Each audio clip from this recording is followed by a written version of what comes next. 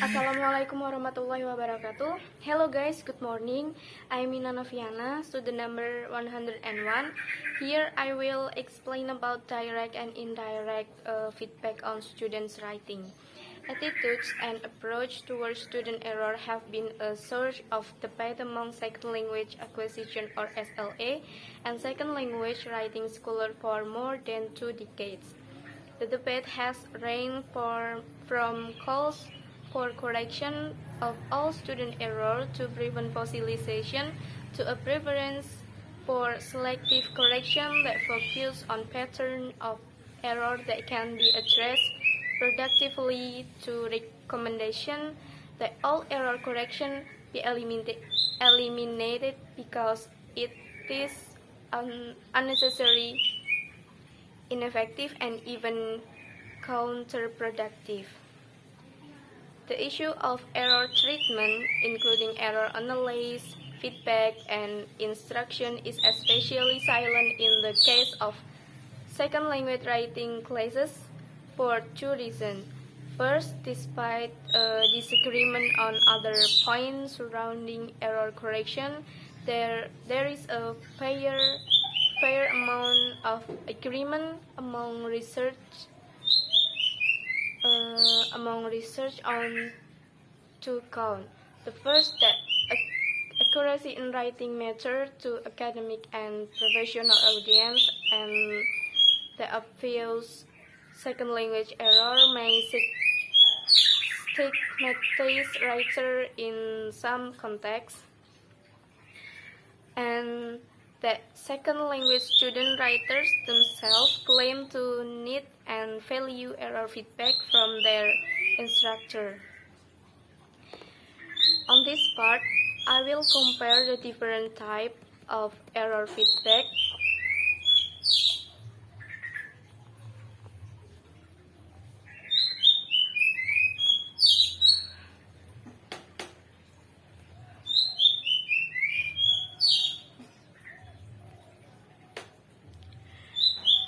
On this part, I will compare the different type of error feedback to see if the level of explicitness make a difference in student adoption of teacher correction.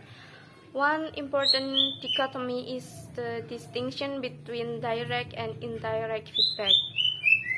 Although these terms are not always used consistently in the literature, direct feedback is defined for the purpose of our discussion as the provision of the correct in linguistic form by the teacher to the student.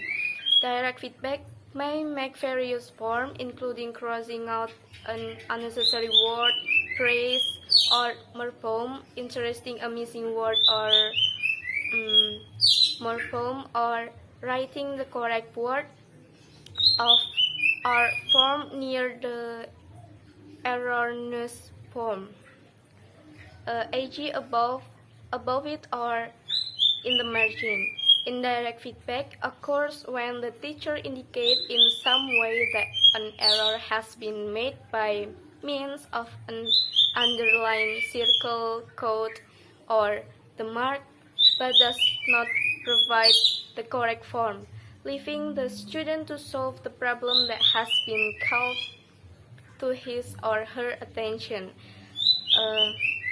We have suggested that indirect error feedback is generally preferable because it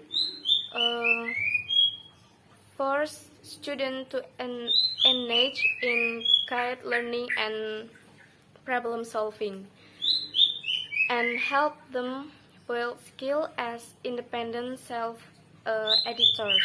However, it has also been suggested that students at lower level of second language proficiency may not have sufficient linguistic knowledge to self-correct error even when they are pointed out, and that a judicious combination of direct and indirect feedback, varying according to error type, may be most helpful to students.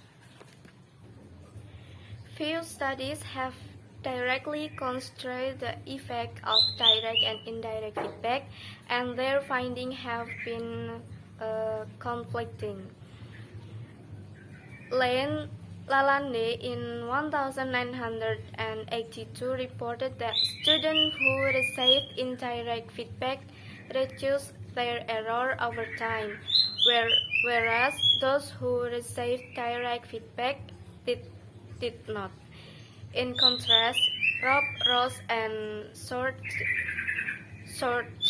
in 1986 found that four groups of students, one that received direct feedback and three that received indirect feedback in varying degrees of explicitness, showed no statistically significant differences in long-term gain in accuracy, though all four groups improved.